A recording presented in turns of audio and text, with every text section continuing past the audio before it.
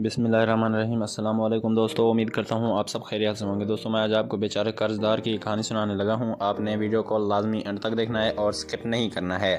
رحمت علی ایک غریب مگر ایماندار آدمی تھا جو اپنے بیوی بچوں کے ساتھ ایک چھوٹے سے گاؤں میں رہتا تھا۔ اس کے پاس اپنے والد کی چھوڑی ہوئی ایک چھوٹی سی کپڑے کی دکان تھی جہاں وہ دن رات محنت کرتا تاکہ اپنے بچوں کو اچھا مستقبل دے سکے۔ وہ سادہ دل اور نیک طبیعت انسان تھا، مگر زندگی ہمیشہ اس کے ساتھ مہربان نہیں رہی تھی۔ ایک سال گاؤں میں شدید بارشیں ہوئیں جن کی وجہ سے بازار میں پانی بھر گیا اور دکانوں کو نقصان پہنچا۔ رحمت علی کی دکان بھی تباہ ہو گئی اور اس کے پاس نہ تو نیا مال خریدنے کے پیسے تھے اور نہ ہی دکان کی مرمت کے۔ وہ بہت پریشان تھا کیونکہ دکان اس کی روزی کا واحد ذریعہ تھی۔ کئی دنوں تک وہ سوچتا رہا کہ کیا کرے۔ آخرکار اس کے ذہن میں ایک ہی راستہ آیا: قرض لینا۔ رحمت علی کے گاؤں میں ایک امیر زمیندار حاجی بشیر بہت مشہور تھا۔ وہ لوگوں کو قرض دیتا تھا مگر اس پر بھاری سود وصول کرتا تھا۔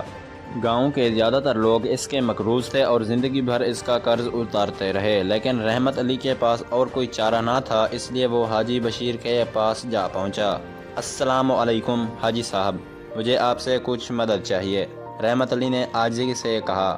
حاجی بشیر نے اپنی بڑی کرسی پر بیٹھے ہوئے آنکھوں میں چمک کے ساتھ کہا: ہاں ہاں رحمت، کہو کیا بات ہے۔ رحمت علی نے اپنی ساری کہانی سنائی کہ کس طرح بارش کی وجہ سے اس کی دکان تباہ ہو گئی اور اسے کاروبار دوبارہ شروع کرنے کے لیے قرض کی ضرورت ہے۔ حاجی بشیر نے داڑھی پر ہاتھ پھیرا اور مسکرا کر کہا: دیکھو بھائی، میں تو تمہاری مدد کر دوں گا، لیکن میرا ایک اصول ہے، میں جو قرض دیتا ہوں اس پر دگنا سود ہوتا ہے، اور اگر تم نے وقت پر واپس نہ کیا تو تمہاری دکان میری ہو جائے گی۔ رحمت علی گھبرا گیا مگر بے بسی نے اسے مجبور کر دیا تھا۔ اس نے حاجی بشیر کی شرط مان لی اور قرض لے لیا۔ وہ دکان کی مرمت میں لگ گیا، نیا مال خریدا اور ایک بار پھر کاروبار شروع کر دیا۔ شروع میں سب کچھ ٹھیک رہا، گاؤں کے لوگ اس کی دکان پر آنے لگے، کاروبار اچھا چلنے لگا، مگر آمدنی اتنی زیادہ نہ تھی کہ وہ قرض اور سود وقت پر ادا کر سکے۔ ایک سال گزرتے ہی حاجی بشیر نے قرض کی واپسی کا مطالبہ کر دیا۔ رحمت علی نے کچھ پیسے جمع کر لیے تھے مگر وہ پوری رقم نہ تھی۔ حاجی صاحب، مجھے کچھ اور مہلت دے دیں، میں تھوڑے تھوڑے کر کے سب کچھ لوٹا دوں گا، رحمت علی نے التجا کی۔ حاجی بشیر ہنسا: رحمت، میں کوئی خیرات تو نہیں دے رہا، اگر تمہارے پاس پورے پیسے نہیں تو اب سود مزید بڑھ جائے گا، اگر 6 مہینے میں بھی قرض ادا نہ کر سکے تو دکان میری ہو جائے گی۔ رحمت علی دل ہی دل میں بہت پریشان تھا۔ وہ دن رات محنت کرتا رہا مگر قرض کا بوجھ بڑھتا گیا۔ ہر گزرتے دن کے ساتھ حاجی بشیر کا رویہ سخت ہوتا گیا۔ کبھی اس کے آدمی آ کر دھمکی دیتے، کبھی گاؤں کے لوگ اسے ترہم بھری نظروں سے دیکھتے۔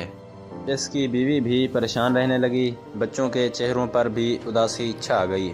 آخرکار وہ دن بھی آ گیا جب حاجی بشیر نے آخری وارننگ دی کہ اگر کل تک قرض ادا نہ کیا تو دکان ضبط کر لی جائے گی۔ یہ سن کر رحمت علی کے پیروں تلے زمین نکل گئی۔ وہ رات بھر جاگتا رہا، سوچتا رہا کہ کیا کرے۔ کوئی امید نظر نہیں آ رہی تھی، ہر راستہ بند تھا۔ رات کے آخری پہر وہ مسجد میں گیا اور سجدے میں گر کر رونے لگا: یا اللہ، میں نے ہمیشہ ایمانداری سے کام کیا، کسی کا حق نہیں مارا، کبھی دھوکہ نہیں دیا، مگر آج میں بے بس ہوں، میرے لیے کوئی راستہ نکال دے۔ اگلے دن جب وہ دکان پر گیا تو ایک اجنبی آدمی اس کا انتظار کر رہا تھا۔ وہ ایک رئیس تاجر تھا جو گاؤں کے لوگوں سے کاروبار کرنے آیا تھا۔ اس نے کہا: رحمت بھائی، میں نے سنا ہے کہ تمہاری دکان اچھی چلتی ہے اور تم ایماندار آدمی ہو، میں چاہتا ہوں کہ تم میرے ساتھ کاروبار میں شامل ہو، میں سرمایہ لگاؤں گا اور ہم دونوں مل کر نفع کمائیں گے۔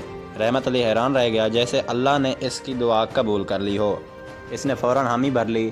تاجر نے اسے فوری طور پر بڑی رقم دی جس سے رحمت علی نے سب سے پہلے حاجی بشیر کا قرض ادا کر دیا اور سود کے جال سے ہمیشہ کے لیے نجات پا لی۔ چند مہینوں میں رحمت علی کا کاروبار ترقی کرنے لگا۔ وہ پہلے سے زیادہ خوشحال ہو گیا، اب اس کی دکان میں زیادہ مال آنے لگا۔ گاؤں کے لوگ بھی اس کی خوشحالی دیکھ کر حیران تھے۔ وہی حاجی بشیر جو کل تک اسے دھمکیاں دیتا تھا اب حسد میں جل رہا تھا۔ رحمت علی نے نہ صرف خود کو قرض کے بوجھ سے آزاد کیا بلکہ وہ گاؤں کے دوسرے غریب لوگوں کی بھی مدد کرنے لگا تھا۔ تاکہ انہیں حاجی بشیر جیسے ظالم ساہوکاروں کے چنگل میں پھنسنے کی ضرورت نہ پڑے۔ اس کے کردار اور ایمانداری کی وجہ سے گاؤں کے لوگ اسے بہت عزت دینے لگے۔ یوں رحمت علی کی کہانی اس بات کی مثال بن گئی کہ ایمانداری، محنت اور اللہ پر بھروسہ کرنے والا کبھی مایوس نہیں ہوتا۔ مشکلات آئیں گی، آزمائشیں ہوں گی، مگر جو صبر اور ہمت کے ساتھ سچائی پر قائم رہے، اللہ اس کے لیے دروازے کھول دیتا ہے۔ مزید ایسی کہانیوں کے لیے میرے چینل کو لازمی لائک اور سبسکرائب کریں اور ساتھ میں دیے گئے گھنٹی کے نشان کو دبانا نہ بھولیں۔ شکریہ دوستو۔